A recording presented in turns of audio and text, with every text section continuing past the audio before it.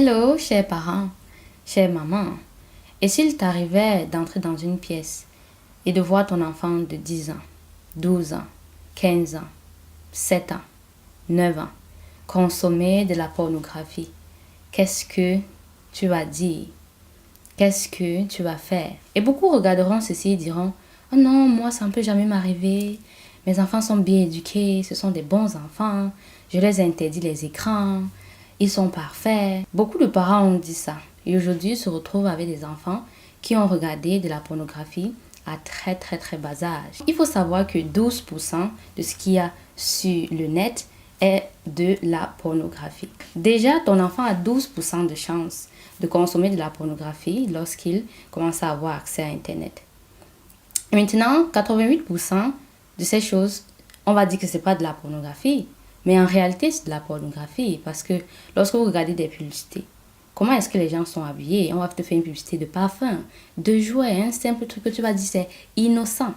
Mais les graphiques, la manière d'être fait est pornographique. Lorsque tu te balades avec tes enfants et qu'il y a des affiches publicitaires, comment est-ce qu'ils sont? Les gens sont nus. Lorsque tu peux faire tes courses, tu peux tout simplement acheter un oignon. Lorsque tu as la caisse, à la vitrine, là, il y a des journaux. Et sur les journaux de ça, les femmes sont nues. Et ton enfant est en train de consommer tout ça.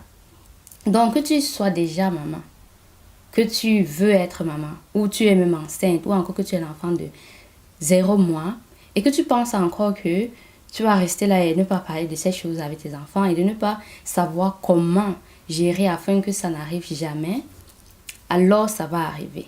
Est-ce que vous savez qu'un enfant sur 2 consomme de la pornographie? Prenons le cas pour quelqu'un qui a un enfant qui consomme déjà la pornographie. Ceci, c'est une vidéo pour les deux genres de personnes, c'est-à-dire ceux donc qui n'ont pas encore les enfants, ceux qui pensent peut-être que les enfants n'ont pas encore consommé de pornographie, ça vous concerne, et ceux que vous avez déjà attrapé vos enfants, regardez la pornographie, ça aussi c'est pour vous, on va faire la prévention et la guérison. Déjà, ce qui arrive très souvent lorsqu'un enfant commence à consommer de la pornographie, c'est qu'il devient très détaché de tout le monde.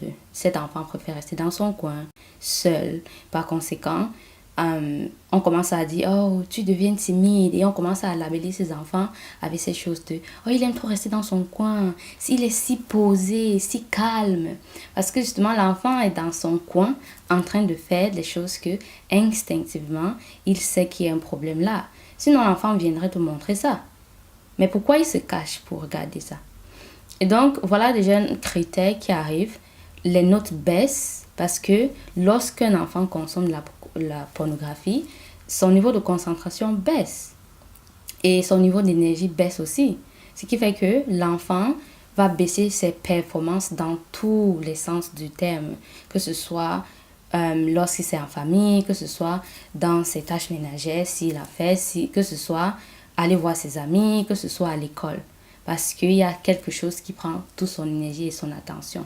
Je ne vais pas entrer dans des détails de psychologique et des neurosciences, de les conséquences à court, moyen et long terme. C'est à vous de faire ces recherches. Je vais ici me focaliser sur un parent qui attrape son enfant en train de regarder des trucs porno et que la première chose que vous allez faire, c'est entrer dans la rage et la frustration de dire tu es un enfant maudit et commencer à labeller cet enfant de tout et faire comme si c'est de la faute à cet enfant alors que c'est la faute aux parents.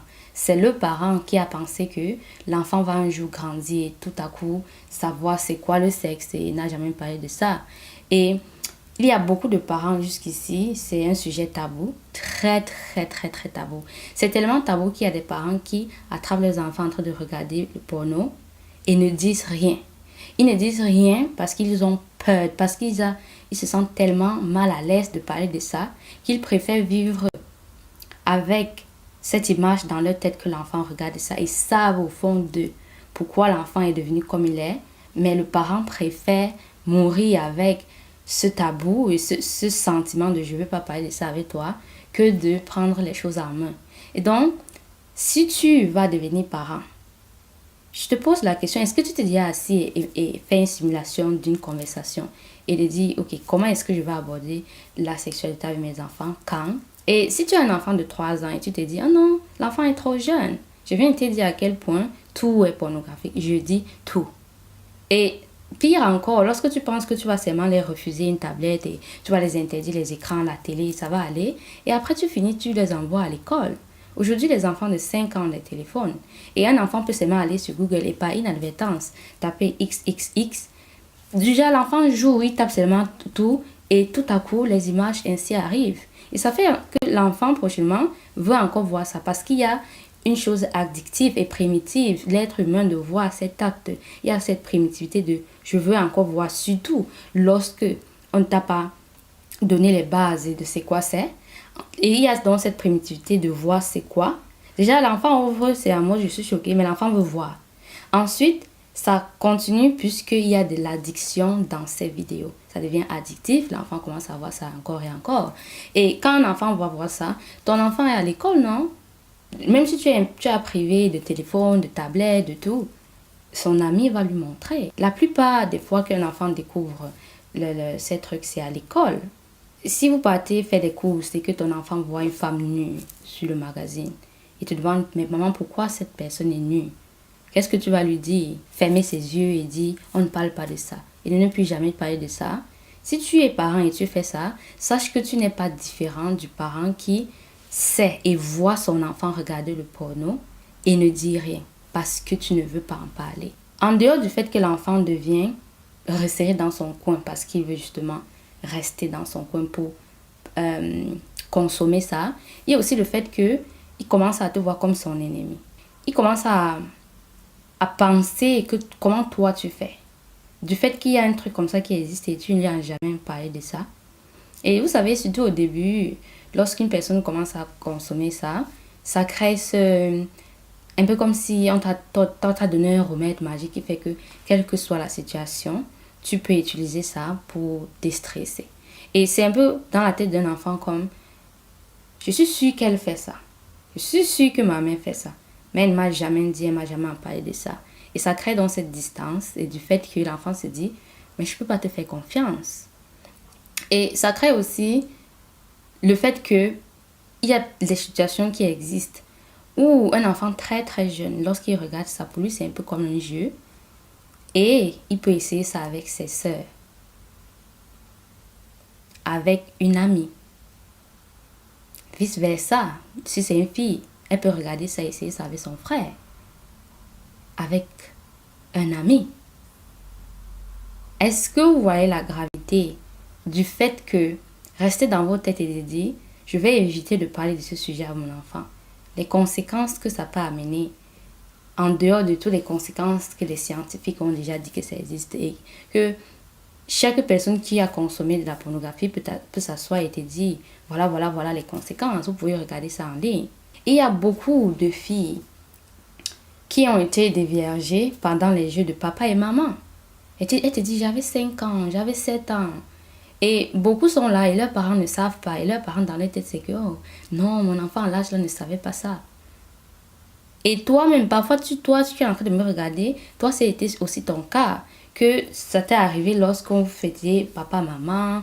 Ou encore un jour, si tu es une fille, un garçon t'a appelé et dit que attends un peu, j'essaye ça. Et toi, tu étais à mode. C'est plus tu as grandi un jour, tu t'es rendu compte que oh, l'acte que je trouvais anodin quand j'avais 7 ans, 8 ans, c'est pas en fait si anodin que ça. Donc, alors que si tes parents t'avaient parlé de ça bien avant, à ce moment-là, si ce garçon te demandait ça, tu devais dire non. Et vice-versa. Si tu es un garçon et que une fille t'avait dit que viens, on joue au jeu ici là. Et elle dit que oui, viens, mets ça ici. Et qu'on t'avait parlé de ça, tu devais dire non. En fait, ça, c'est pas un acte qu'on joue avec et qu'on fait ça comme ça. La question c'est, est-ce que tu vas être le parent qui veut fermer ses yeux et faire comme si ça ne va jamais arriver à son enfant? Ou tu vas être aussi ce parent-là que ça va arriver ton enfant, tu vas voir ton enfant le faire et tout à coup tu vas aller dans la frustration et la rage. Tu vas dire, je vais t'interdire ton téléphone, je vais t'interdire, tu vas tout l'interdire, tout. Cet enfant va devenir ton ennemi. Il va dire, oh, voilà la cible. Et on m'a même dit ça à l'extérieur. Si à l'école, on lui dit que tes parents d'abord, c'est que sont les ennemis. Et donc quand tu vas faire ça, tu vas créer encore plus de distance.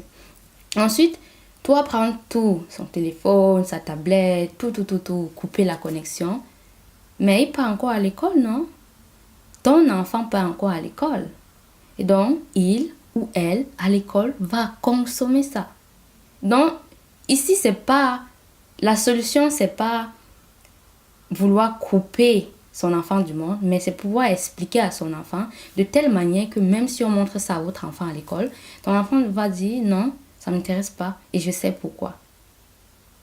On m'a expliqué les fondamentaux du sexe et pourquoi on le fait, pour quelles raisons ça existe. Et donc, ce que vous voulez que je participe là, je ne vais pas le faire. Ça, c'est la vraie éducation.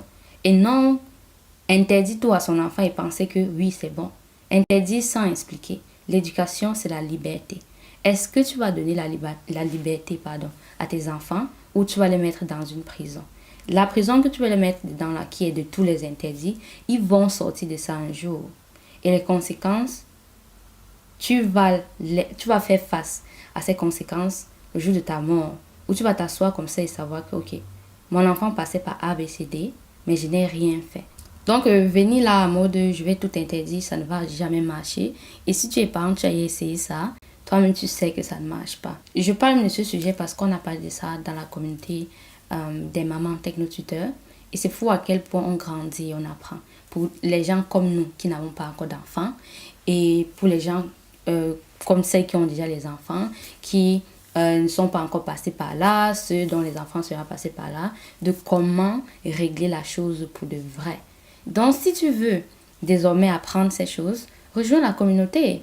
Parce que ces choses de je vais faire des trucs rapides et l'enfant va arrêter, c'est pas la solution. Parce que si tu ne fais pas les choses de la bonne façon, l'enfant ne va pas comprendre et tôt ou tard, il va recommencer. Et sachant comment le monde est aujourd'hui, surtout si tu envoies ton enfant à l'école. Si tu l'envoies à l'école, comme je dis, je vais encore redire ça parce que parfois ça n'entre pas dans la tête des gens. Si tu envoies ton enfant à l'école et tu penses que tu vas l'interdire tous les écrans quand il rentre à la maison, tu n'as plus de téléphone et tout, vraiment tu ne sais pas comment le monde aujourd'hui est fait. Je sais que beaucoup de gens aujourd'hui ont des enfants, mais eux, ils ont vécu une autre époque. C'est-à-dire, vous avez vécu une époque où il n'y avait pas de téléphone à l'école. Et donc, vous ne savez pas c'est qu'avoir le téléphone à l'école. Vous avez vécu une période où il n'y avait pas Internet. Alors, vous ne savez pas c'est quoi avoir son téléphone à main et de pouvoir en un seul clic, en une seconde, avoir la vidéo pornographique devant vous, où les enfants voient des partout. Les vidéos où les enfants vont voir les gens font des sexes avec 5 personnes, 10 personnes, 20 personnes. Tandis que certains n'auront jamais imaginé qu'on peut faire sexe à 20. Mais parce qu'ils ont vu ça dans une vidéo, tout à coup, ça devient leur fantaisie. Et donc, est-ce que tu vas prendre en main l'éducation sexuelle de ton enfant? Et pour ça, tu dois savoir comment. Parce que si tu te prends mal, le monde va prendre ton enfant parce que tout ce qui est là dehors est seulement en train de dire viens, viens, viens regarder ici. Donc si tu vas apprendre comment pouvoir transmettre ça à ton enfant afin que ton enfant puisse devenir très lucide et pouvoir savoir différencier les choses et pouvoir dire aux gens à l'extérieur non, je ne veux pas regarder, non, ça ne m'intéresse pas. Alors tu vas devoir rejoindre cette communauté. Alors, si tu veux avoir des enfants qui pourront être lucides, qui pourront discerner ce qui fait un sens de ce qui ne fait pas un sens, parce qu'au final, c'est ça. Lorsqu'un enfant reçoit une éducation qui lui permet de discerner ce qui fait un sens de ce qui ne fait pas un sens, quel que soit ce qu'on va l'offrir là-dehors, il va dire « je ne suis pas intéressé ». Bref, tout ce qu'on va l'offrir qui ne fait pas un sens, il va dire non. Parce que surtout lorsqu'il s'agit de la pornographie, comme j'ai dit, tout à l'extérieur dit à l'enfant, viens, viens. Et dans l'époque où tu devais dire, je vais cacher mon enfant seulement chez moi et tout va aller, non, tu ne peux absolument pas. Et donc, il faut plutôt être de celle-là qui puisse savoir comment transmettre et éduquer son enfant dans ce sens afin d'avoir un enfant qui pourra dire non.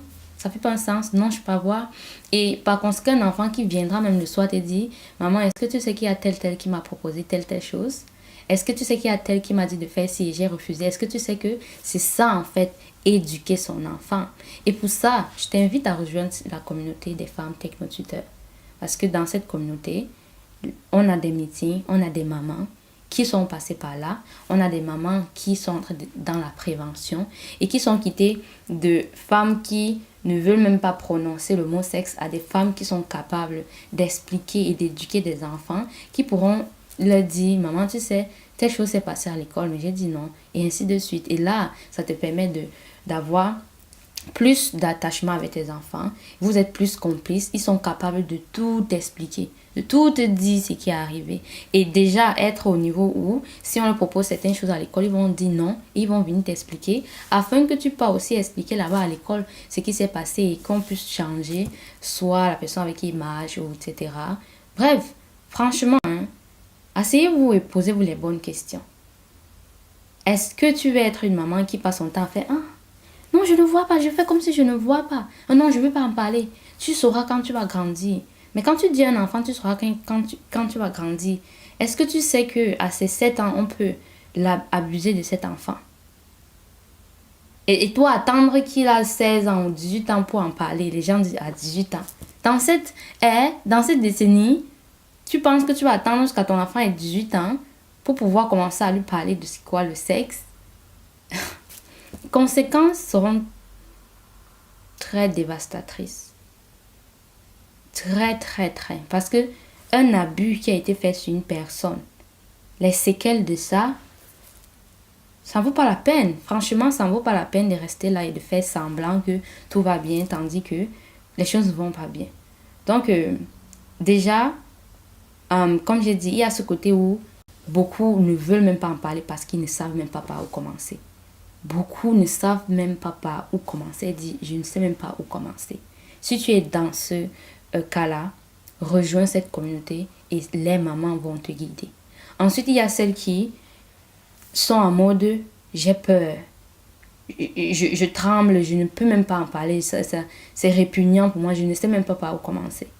Là aussi, rejoins. Tu es aussi une personne, tu es en mode ok, je me sens moi personnellement bien dans ma sexualité, mais je ne sais pas comment parler de ça aux enfants. Rejoins cette communauté. Et aussi, tu es une personne, tu as parlé de sexualité à tes enfants, mais ça n'a pas donné les bons résultats. Ça veut dire que tu ne l'as pas fait de la bonne façon. Parce que c'est bien de faire quelque chose, mais c'est bien d'utiliser le mode d'emploi qui marche pour de vrai. Et si tu veux ce mode d'emploi, rejoins aussi cette communauté en m'envoyant un message à da410@gmail.com. Et on va discuter ensemble. Je vais te connecter avec cette communauté de mamans qui sont là pour vraiment prendre les choses à main et ne pas devenir des victimes plus tard qui vont aller accuser les gens de c'est vous, oh c'est parce que la télé a fait ceci, c'est parce qu'à l'école on fait ceci. Non, en fin de compte, quand tu es un enfant, c'est toi là le seul responsable de tout ce qui arrive à cet enfant. It's the truth. Pensez à ce qui vous est arrivé à vous. Beaucoup ici ont vécu des moments très très abusifs lorsqu'il s'agit de ce sujet à cause de l'ignorance. Et aujourd'hui, vous voulez répéter la même chose avec vos enfants? Non, il est temps de changer ça. Et de quitter de ce mode de je ne sais pas comment je vais en parler, à en parler. Et pour ça, je sais que beaucoup ne savent même pas comment commencer le sujet. Et donc, nous sommes là dans cette communauté pour discuter de ça et utiliser le mot d'emploi qui marche. Sur ce, je vous dis à très très bientôt et bien sûr, j'attends vos mails afin qu'on puisse discuter et qu'on puisse créer un espace, on dit en anglais, a safe place, un espace où vous pourrez être confiant et vous sentir bien de discuter de ces choses dont vous avez honte de discuter avec les autres. Vous avez honte de parler de sexualité devant les gens. Vous avez honte de parler de ça avec une amie parce que vous ne savez pas par où commencer. Vous avez honte de parler du fait que votre enfant est déjà accro. Ici, c'est un espace où vous pouvez parler sans être jugé, mais plutôt avec des personnes qui sont là pour dire ok, voilà ce qui est arrivé, voici comment on va résoudre la solution. Voici comment on va résoudre le problème, pardon. Donc, on se dit à très très bientôt. Des gros bisous. Bye bye. Step 1, wake up early, gonna rise with the sun. Step 2, get some good, some food in you. Step 3, think real hard about what you wanna be. Step 4, everybody just do your thing. Wake up, today's gonna be a good day. Wake up, today's gonna be a good day. Wake up, Today's gonna be